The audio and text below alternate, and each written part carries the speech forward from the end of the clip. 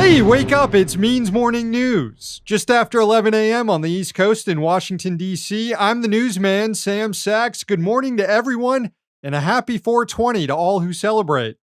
And no, I'm not going to do what you all think I'm going to do and smoke joints throughout the show today. No. I already ate 6 edibles. I'm on a wild ride, friends.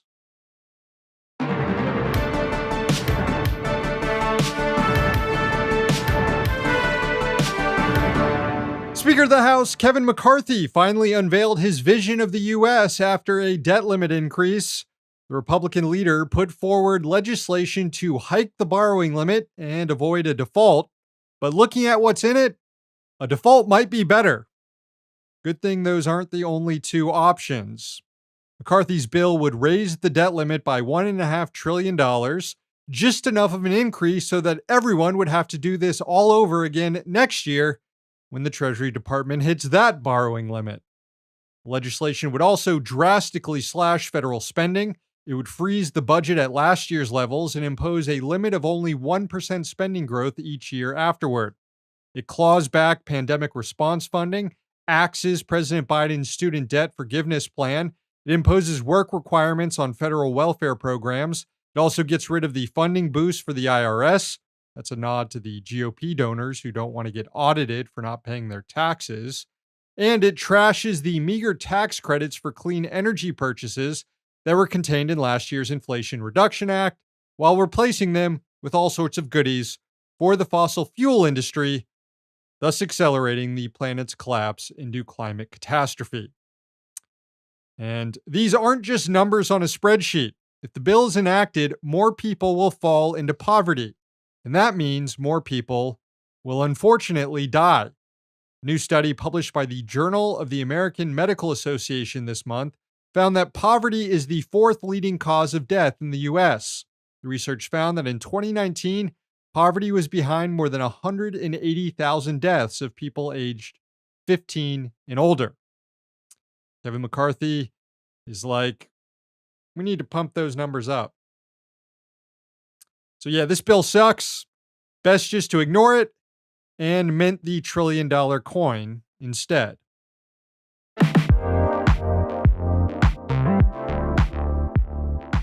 Hey, not to be a buzzkill, but there are also a bunch of awful dipshits who don't smoke weed who think today is a holiday for different reasons. Yep, I'm talking about Nazis. 420 is also Hitler's birthday. And in that vein, a Republican in Nebraska defended abortion bans by basically invoking the 14 words. State Senator Stephen Erdman used the fascist Great Replacement theory to claim that abortions are causing a decline in the white population, which is being replaced by, quote, foreigners and refugees. Our state population has not grown except by those foreigners who have moved here or refugees who have been placed here. Why is that? It's because we've killed 200,000 people. These are people we've killed. No, they're actually not people. Erdman also tried to argue that abortions are depriving the state of workers. We have killed 2,000 babies since abortion became legal. Those are 2,000 people in the state of Nebraska that could be working and filling some of those positions that we have vacancies. They're not here. Look, now I know Republicans want to get rid of child labor laws, but good luck finding jobs for babies, dude. They barely have object permanence. Also, unemployment in Nebraska is at its lowest level in a decade, so your entire premise is wrong, dumbass. But back to the Great Replacement stuff, it's very popular on the right these days, and unlike State Senator Erdman, others are more subtle in how they promote it. For example, Elon Musk. He was interviewed by Tucker Carlson this week, and the apartheid freak warned that birth control and abortion is threatening civilization. But once you have birth control and abortions and whatnot, now you can still satisfy the limbic instinct, but not procreate. So we haven't yet evolved to deal with that because this is all fairly recent, the last 50 years or so for birth control. So I'm sort of worried that, hey, civilization, if we don't make enough people to at least sustain our numbers, perhaps increase a little bit, then civilization is going to crumble. Hey, so who do you think Musk is referring to when he says our numbers or when he talks about civilization? I'll give you a hint. It's not humanity because the world population continues to grow steadily. The UN projects that over the next 30 years, the world will add another 2 billion people. The problem, according to Elon, is, as the UN estimates, most of that population growth is occurring in Africa. When Elon says our numbers and our civilization, he's referring to white people. It's the same premise behind all the articles featuring those pasty nerds who are supposedly breeding to save humanity. Again, humanity is doing just fine on the breeding front. The only people who disagree are those who are concerned about the color of that humanity. And if you think I'm being a little too harsh on Elon, then ask yourself, would the son of a white emerald mine owner in apartheid South Africa really be concerned about stuff like this? Yeah, that's what I thought.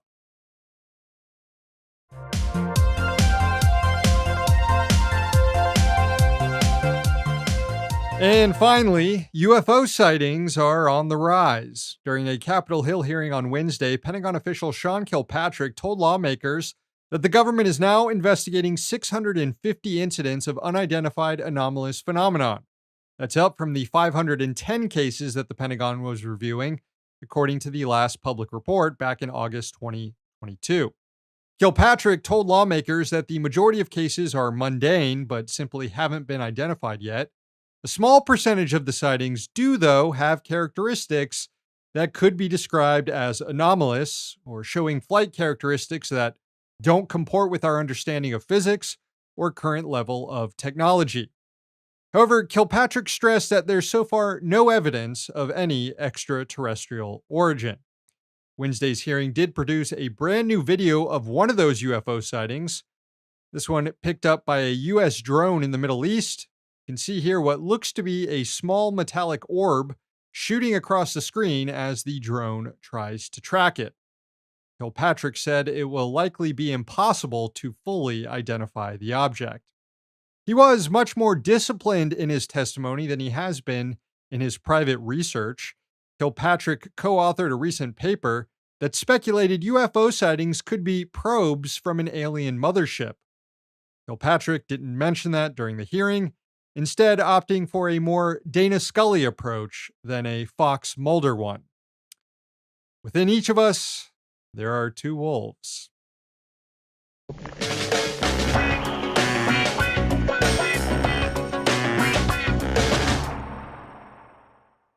Well, there's no one else I'd rather interview on the weed holiday than my favorite weed historian, David Bienenstock, the co-host of the podcast Great Moments in Weed History, and the first guest, I should add, who has ever smoked weed on the Means TV airwaves. Not going to say the first person, because that belongs to yours truly, but the first guest, bold enough to light up on Means Morning News. David, happy 420, bud. Happy 420, and, at the risk of being typecast. He's at it again, folks. He's unstoppable. It's 420. I need to get on your level now, I guess. Here. Please do. So, David, I see you had a book. You've got a book out. You wrote a book a few years ago titled How to Smoke Pot Properly, which makes me think I haven't been smoking weed right. Are you getting high? I am. No, I'm definitely getting high. You're doing it properly. The book's a little tongue-in-cheek. It's really about how can you be a part of this cannabis culture and community, and really a resistance community.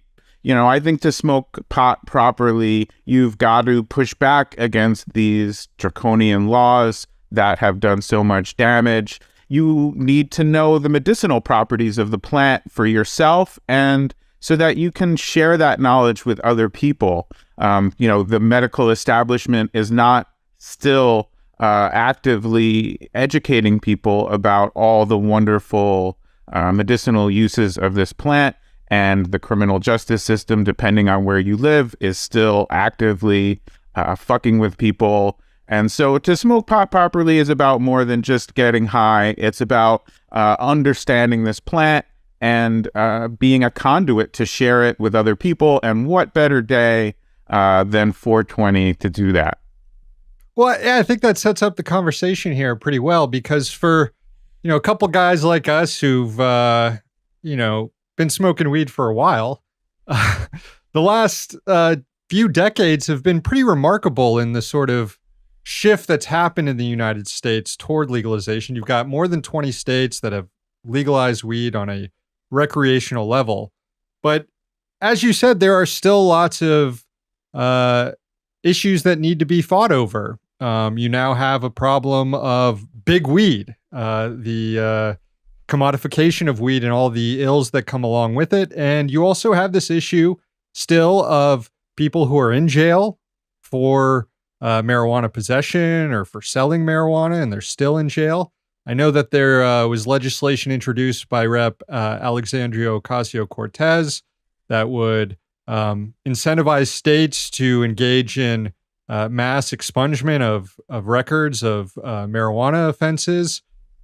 Where should marijuana reform activists, or just left-wingers in general, be focusing on now in this new realm of weed legalization that, as I just said, still comes with a lot of pitfalls? Yeah, it really depends where you live. If you are in a state that has an active legal system of cultivation, distribution, and sales, I'm without knowing where you live, I could tell you it is corrupt and capitalistic in the worst sense of the word, and that provides a lot of opportunities to push for more equitable ways of organizing that economic activity. Who's going to grow the cannabis? Who's going to distribute it? Who's going to sell it? What are the working conditions like for the people in the industry above board? And of course, we have 500,000 or more people working in the underground or illicit market. And we need to make that pathway to being a part of the legal economy attractive. We always see this. Everybody who's in corporate cannabis is always saying, oh, the underground market is killing us. But they never think, well, what if we grew better weed and sold it at a good price and employed people who were happy to work for us because they had good jobs? That's never their solution. Their solution is neo-prohibition and let's go after the remaining illicit growers. If you are in a state that is moving towards legalization, getting involved at the local level is where you'll have the most power and influence. It can be confusing, a lot of smoky backroom deals, a lot of corruption, and big, capitalism is going to favor those with capital. So I try to tell people there's two really important points when you are trying to say, not should we legalize, but how do we legalize? The first is no money to the police, okay? That's the first thing they're going to go after. When they finally, after cracking skulls and breaking up families and shooting dogs and busting into people's houses in the middle of the night over a benign and in many ways beneficial plant, they're going to pivot immediately to the cops should get all the money because it's so just basically for their hurt feelings, because obviously it's one less thing for them to do. So why do you need more money to not bust people? And the second thing is any real legalization law must include the right to grow your own cannabis, home grow. And that's something this 420, like the episode of my podcast that I just put out, is called Let's Overgrow the Government. I use my word very carefully, overgrow. So I don't want black helicopters circling my house or the MMN studios. And the idea is this: if you are allowed to grow 6 plants, which is the case in many legal states, okay, I got great news for you.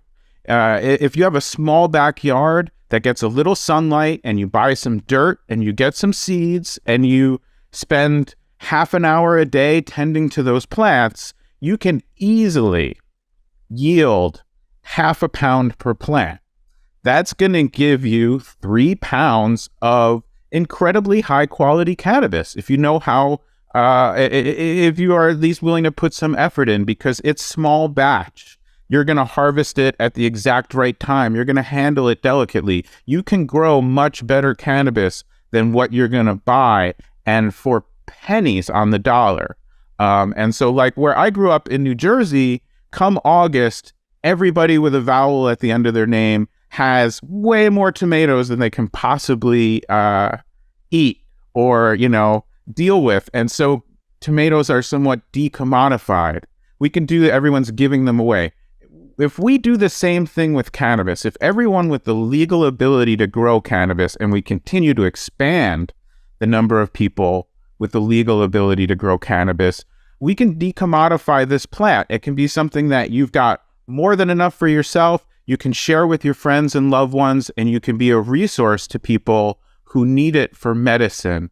And that will create tremendous pressure on this highly corporatized dispensary model that is basically ripping people off, charging prohibition prices for a weed. And, with great respect to all of the master cultivators out there, the people who are the world's greatest weed growers, the fact is it's a weed. It's not hard to grow. And if you smoke a lot of weed like I do, growing your own is like a second job. It's a gig economy for yourself because the savings is in not having to go to the dispensary.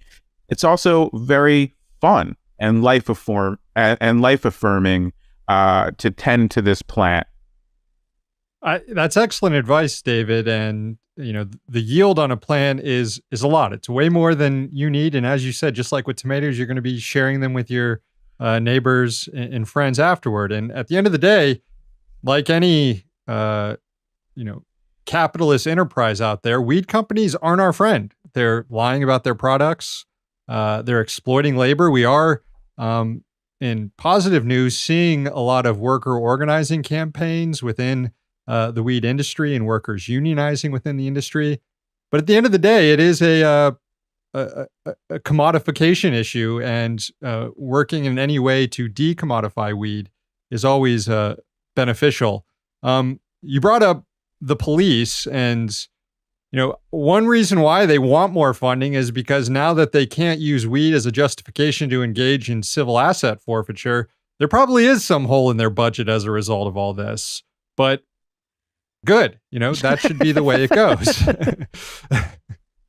Yeah, absolutely. And then, we've gone so far down the road that it's important to remember the police in particular, but the whole criminal justice system, the media, etc. Pre-legalization, they painted this picture of society falling apart if cannabis prohibition ended, if we stopped hassling and arresting people over this plant, that the sky was going to fall, buses were going to drive off of cliffs, and all of this stuff. And now it has basically whittled down to, because, you can predict anything, but now it's, 5+ years, 10 years since some of the earliest states voted to legalize. And now they're down to, I smelled weed when I was walking down the street.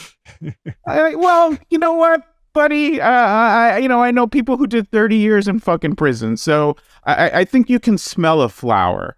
I will get my crying towel out for someone else, but that to me is such a tell.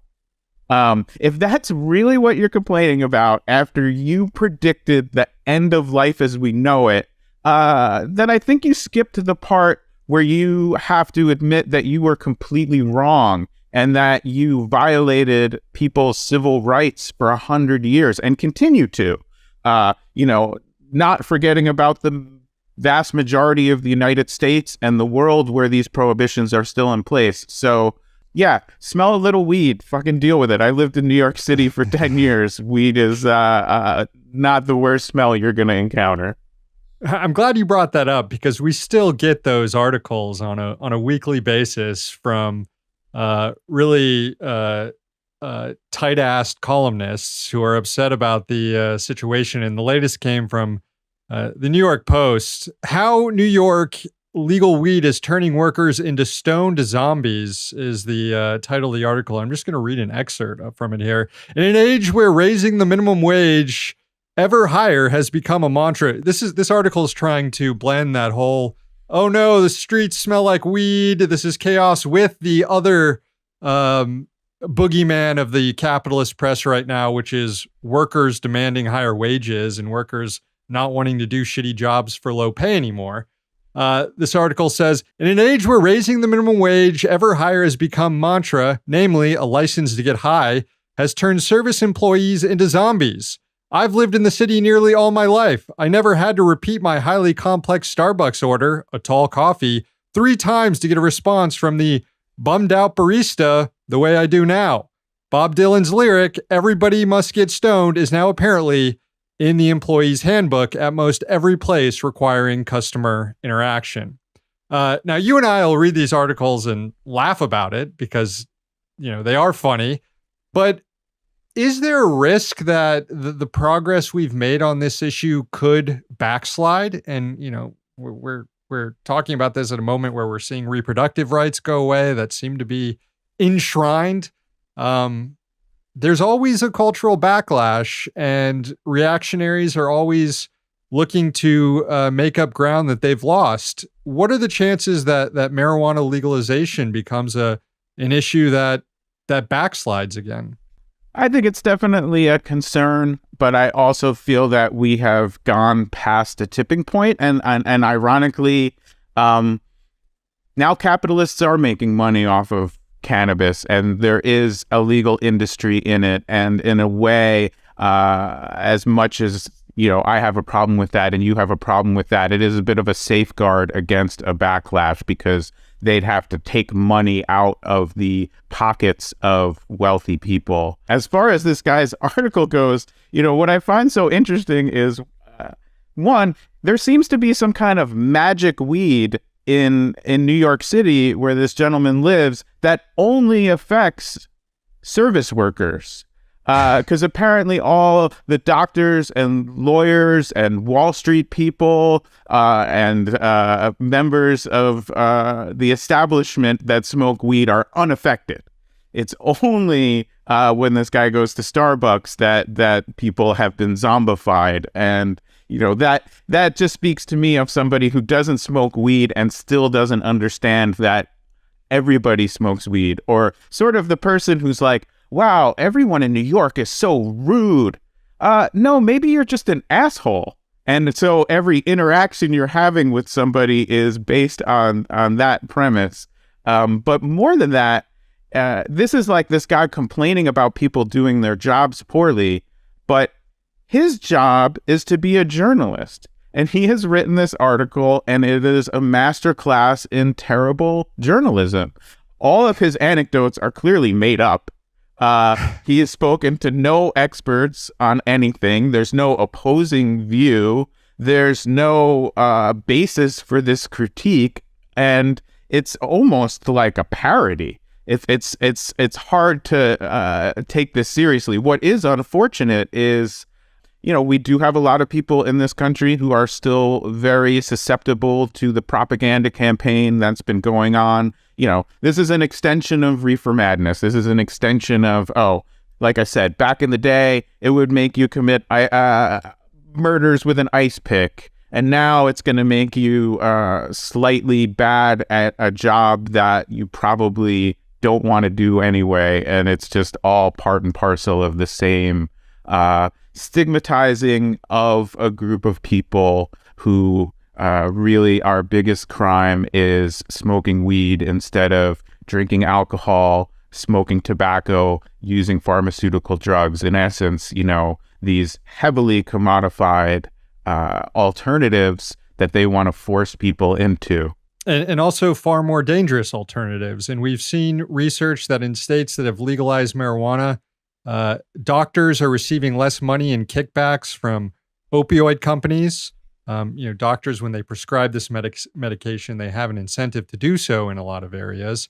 And you're seeing those kickback payments decline, which would suggest that fewer people are getting prescribed opioids and instead are relying more on marijuana. You also saw the NBA come out and say that they're not going to test players for marijuana use anymore, an acknowledgement that a lot of professional athletes would rather treat their body and the ailments they get from playing sports with a natural remedy like marijuana instead of these far more dangerous drugs. Yeah, and it's a huge, huge benefit, not just for those individuals, but in terms of healthcare costs.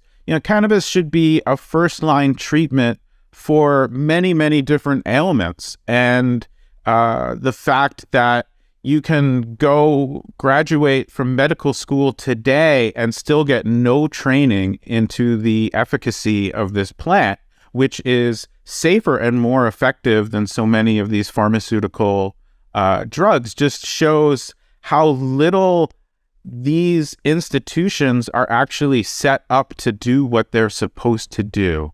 The mountain of evidence, anecdotal and scientific, that cannabis is an effective treatment for a wide range of conditions is overwhelming, and yet the resistance remains. A lot of it has to do with the pharmaceutical industry seeing a potential huge, huge loss in profits. I mean, that to me is the biggest story that I think people don't always understand. It's like, yes, the cops want to fuck with people, and cannabis has given them a great excuse to do that in a completely racist way. The numbers don't lie. White people and black people smoke weed at roughly the same rate, and yet the arrest rates can be 5 to 8 times higher for people of color. The pharmaceutical industry is the one that stands to lose. If people reduced their use of pharmaceutical drugs 20%, which is a completely reasonable estimate, when medical cannabis is widely available to them and legally available to them, well, that's a 20% loss of profits for one of the biggest and most politically influential industries in this country. And that's why, even as cannabis legalization has been such a huge success in the places it's been implemented, perhaps not the industry that we want as non or anti-capitalists, but not arresting people, letting people access it as a medicine has been a huge benefit to society. And so that's why on this 420, saying to everybody, go get lit, have fun, celebrate. But I'm calling this 420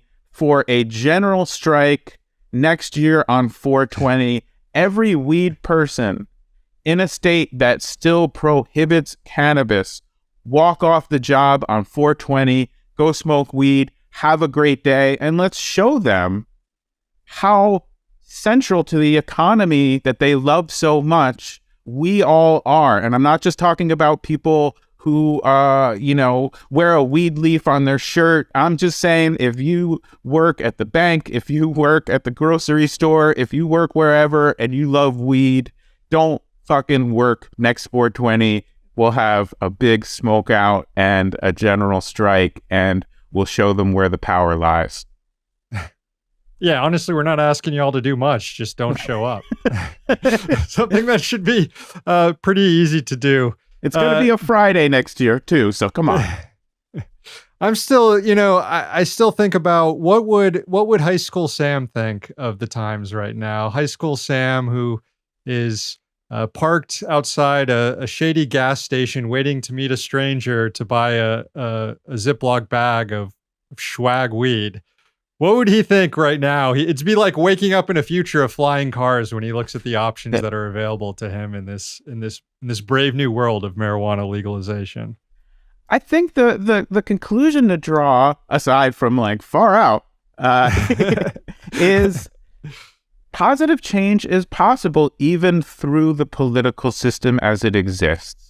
If you go back to the 1970s, support for cannabis legalization was about 15%. A lot of people were smoking pot, but when you polled the country, and when I got started in this work, the common thing that I would hear is like, oh, I totally agree with you. Weed should be legal, but that's never going to happen. And it has been through the consistency of this cannabis community in telling the truth and pushing back against propaganda, in a lot of civil disobedience, in a lot of local grassroots community organizing. Yes, there were a few billionaires who kicked down some money at some times, but this has been a real determined grassroots effort. I want to always shout out the LGBTQ community that really, as a reaction to the HIV/AIDS crisis, engaged in a lot of civil disobedience, in essence, just set up dispensaries that were operating ahead of the law, I'll say, and at the same time ran the early initiatives. So what I would love people to look at it when they see how far we have progressed on this issue at a time when a lot of other essential and important and vital civil liberties are under attack and being taken away from us, is that positive change is possible. It takes a lot of consistency of messaging. The truth about weed has always been the truth about weed. It just takes a long time to push back against these institutions and these systems. But I would love other social justice movements to be inspired by the positive changes in cannabis, and also to join in and help us, because we are in a big fight now over the economics of all of this. And we would love support from people who want to use the weed industry as a way to pilot out programs for an anti-capitalist way of growing, distributing, and smoking weed. Cannabis should be our socialized medicine, I think. Right on. David Bienenstock, the co-host of Great Moments in Weed History podcast. He'll be spending this 420 tending to his plants, planning next year's 420 general strike, and smoking a hell of a lot of weed. David, I cheers to you, my friend. Cheers to you, and thanks for having me on. Always. We'll do this again next year.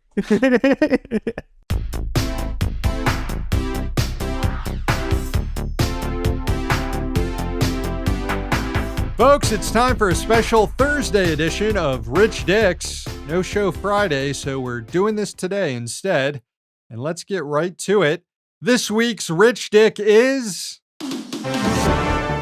Andy Owen.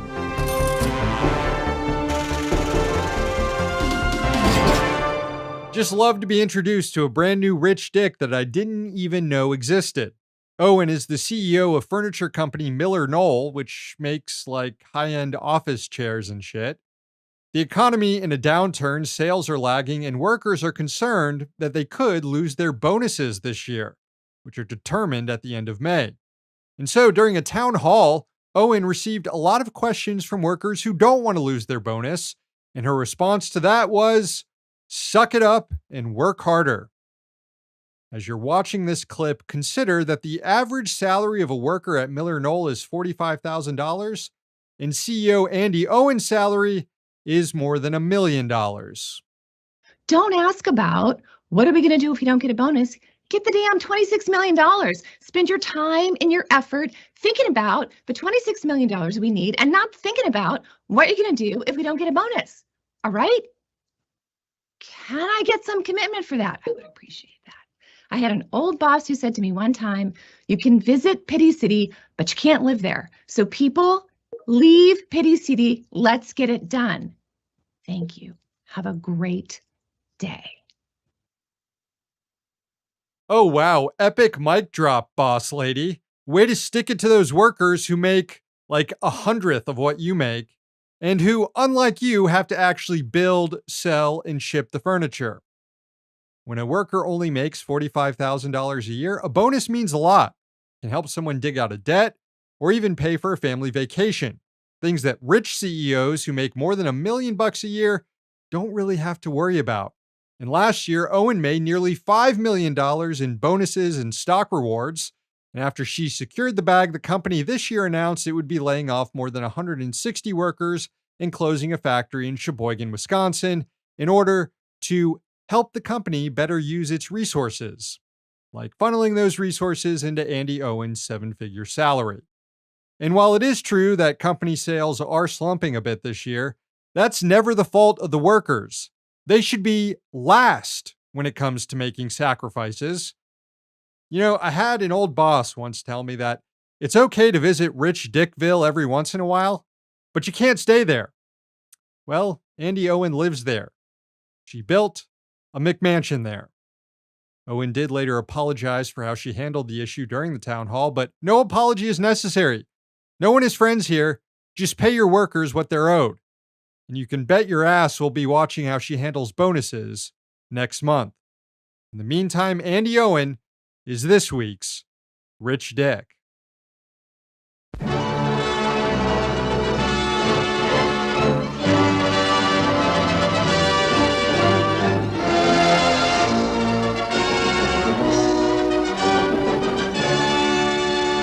Glad you're still with me on this journey, friends. And now we travel back in time for this week in working class history. Let's open up the archives.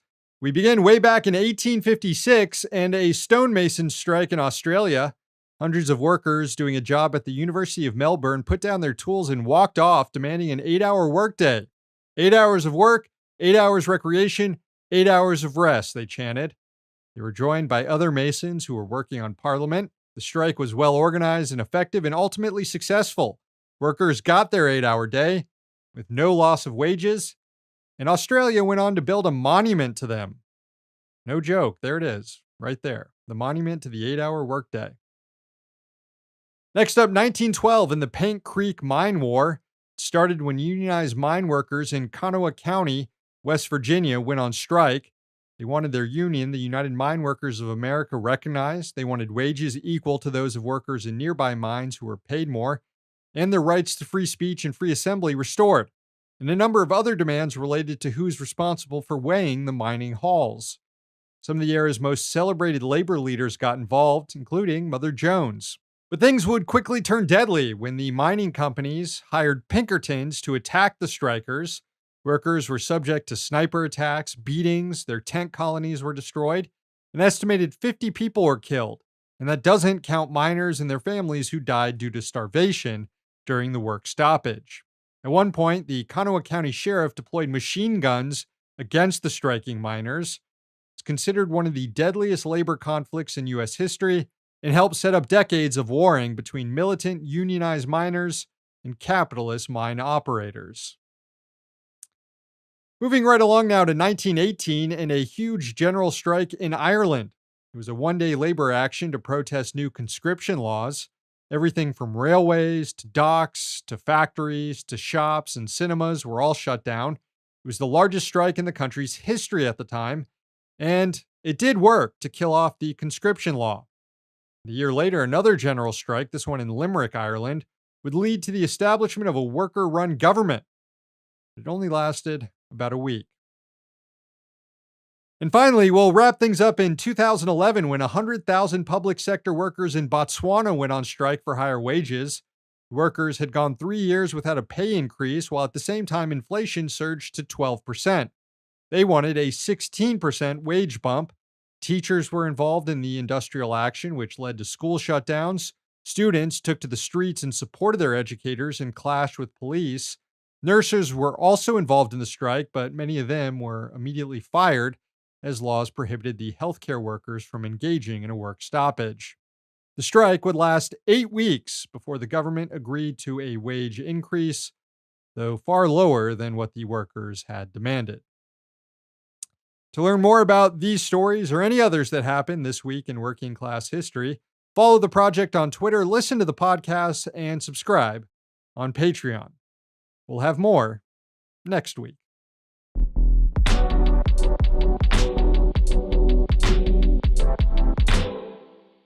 All right, gang, the show ends this morning with a sunrise from Arizona. It was sent in by Aaron in Morristown. Enjoy.